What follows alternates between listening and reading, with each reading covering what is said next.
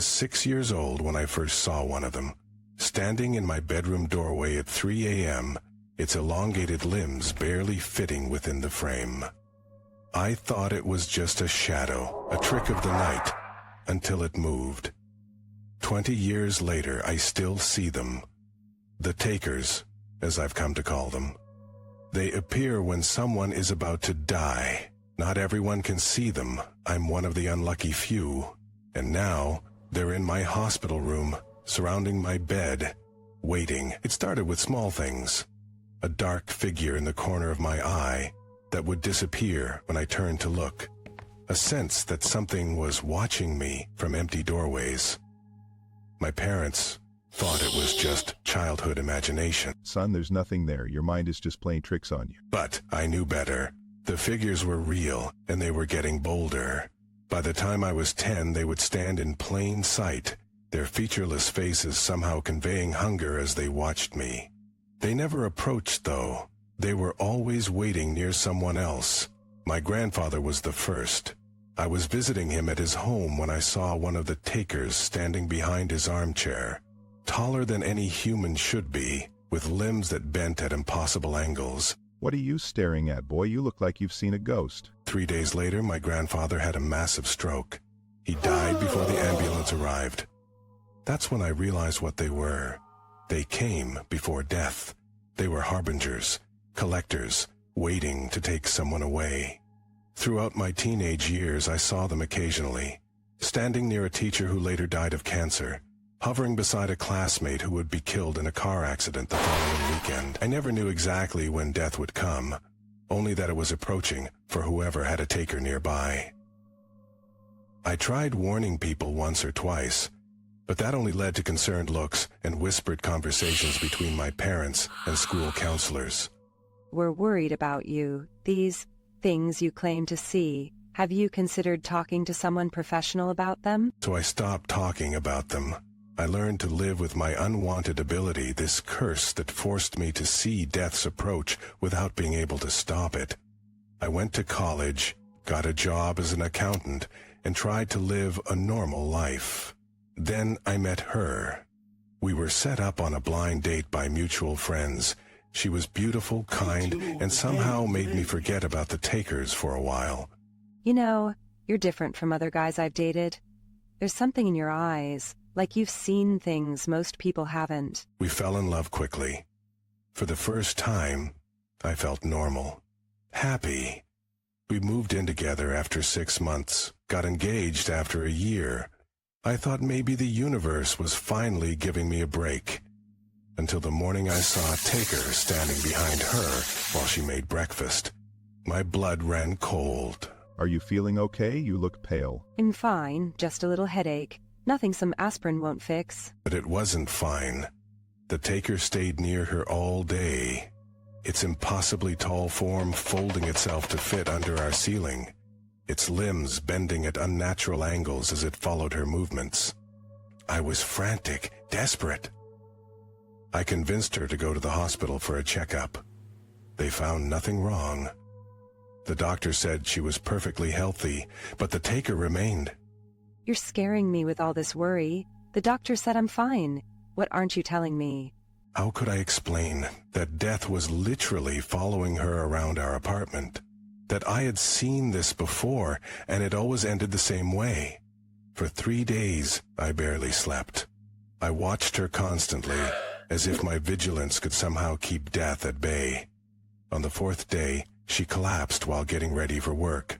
Brain aneurysm, the doctors said. Nothing could have been done. It was quick, they assured me, as if that was supposed to be comforting. I saw the taker standing at the foot of her hospital bed as the machines flatlined. It seemed to look directly at me before it disappeared, its job complete. After her death, I became obsessed with understanding the takers. I researched death omens across cultures, looking for any mention of tall, featureless figures that appeared before someone died. I found nothing concrete, just vague references to death walkers or collectors in obscure folklore. I started spending time in hospitals and nursing homes volunteering. The staff thought I was processing my grief through service. In reality, I was looking for takers, trying to understand their patterns. You're so dedicated to our patients. They really respond to you. It's like you know exactly who needs comfort the most. And I did, because I could see which rooms had takers in them. I would sit with those patients, holding their hands as death approached. Sometimes I'd see the takers reach out when the moment came, their impossibly long fingers extending toward the dying person. I never saw them actually touch anyone, though. It was as if my presence made them hesitate, forced them to wait until I wasn't watching. I began to wonder if I could interfere with their work. There was an elderly man, terminal cancer, with a taker that had been in his room for days. You're different from the other volunteers. You sit with me like you know something. I stayed with him around the clock for 3 days. The taker remained in the corner, watching, waiting. The man's condition stabilized slightly. The doctors were surprised. I should have been gone by now. I can feel it. Something's holding back the inevitable. On the 4th day, I collapsed from exhaustion. They made me go home to rest. When I returned the next morning, his room was empty. The taker had taken him while I was gone. That's when I realized I couldn't stop them. I could only delay them, and even that took everything out of me. But I kept trying.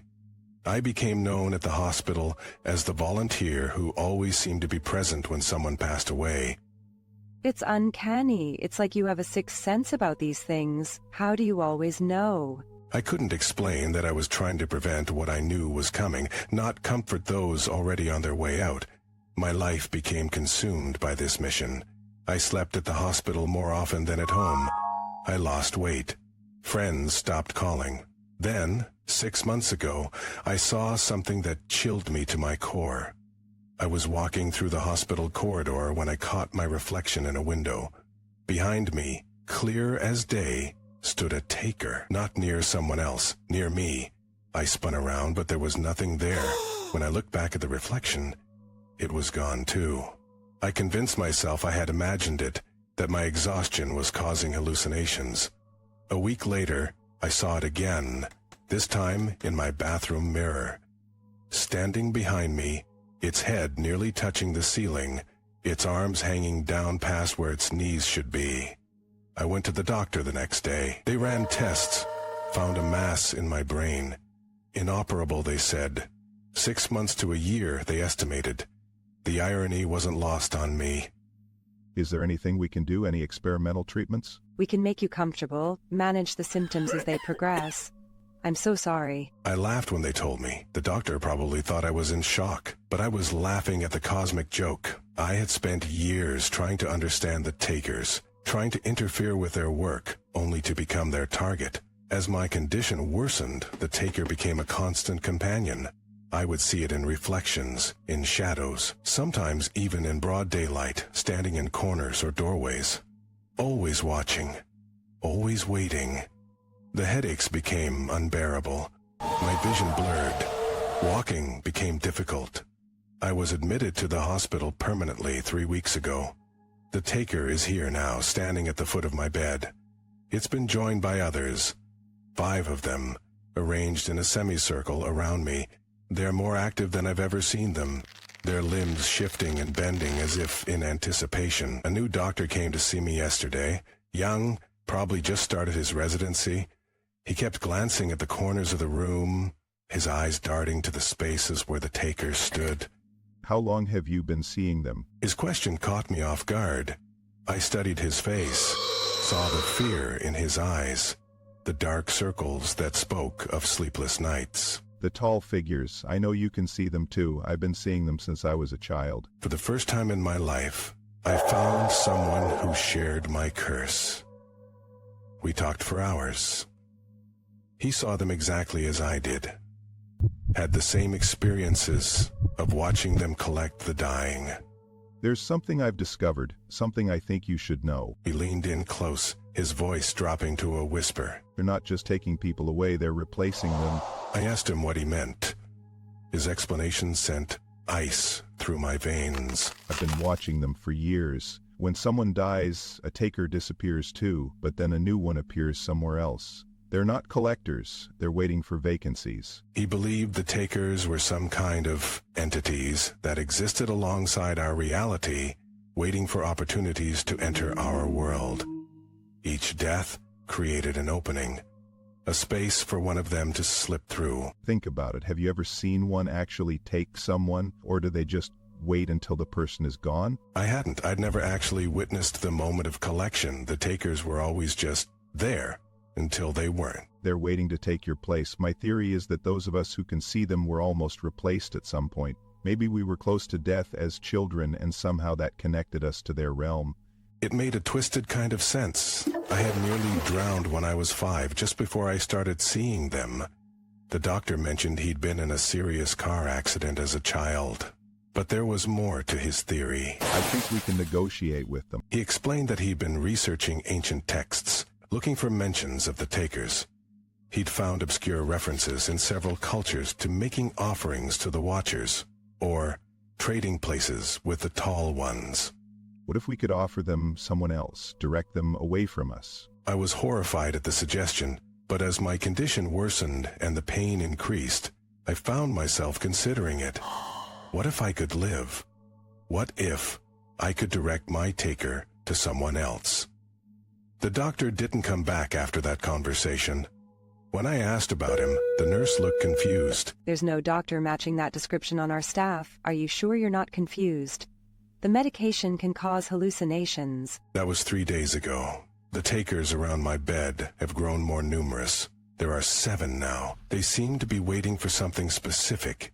Last night, I dreamed the doctor came back. In the dream, he sat on the edge of my bed and spoke in a voice that didn't sound human. You understand now, don't you, why you can see us? We've been waiting for you to realize. In the dream, his face began to stretch, his limbs elongating, until he was no longer the doctor, but one of them. A taker. You were never meant to be here. You should have been one of us long ago when you nearly drowned. But you fought your way back, created an imbalance. I woke up gasping for breath, the machines beside my bed beeping frantically. Nurses rushed in, they stabilized me, increased my pain medication. But the dream felt more real than the hospital room. Now I'm lying here watching the takers watch me. I understand what they want. They're not here to take me to death. They're here to welcome me to their ranks. The nearly drowning incident from my childhood wasn't when I almost became one of them. It's when I should have died and didn't. I've been living on borrowed time my entire life. That's why I could see them. I was already partially in their world. The nurse just came in to check my vitals. She can't see them, of course. The 7 takers parted to let her through, their bodies bending in impossible ways. How are you feeling? Your heart rate is elevated. I wanted to tell her that I was surrounded by death, that I finally understood my purpose. But I just smiled and told her I was fine. The takers are moving closer now. For the first time, I'm not afraid of them. There's a strange comfort in finally understanding. My vision is starting to darken around the edges. The pain is fading. One of them is reaching out to me, its impossibly long fingers extending toward my face. I think I'm going to reach back, not because I've given up, but because I finally understand what happens next. I won't die. I'll transform, and then I'll join them, watching and waiting for the next person who's living on borrowed time. Someone who can see us. Someone who needs to be shown their true nature. If you can hear this, if you can see the tall figures in doorways and dark corners, know this. They're not coming to take you away. They're coming to welcome you home.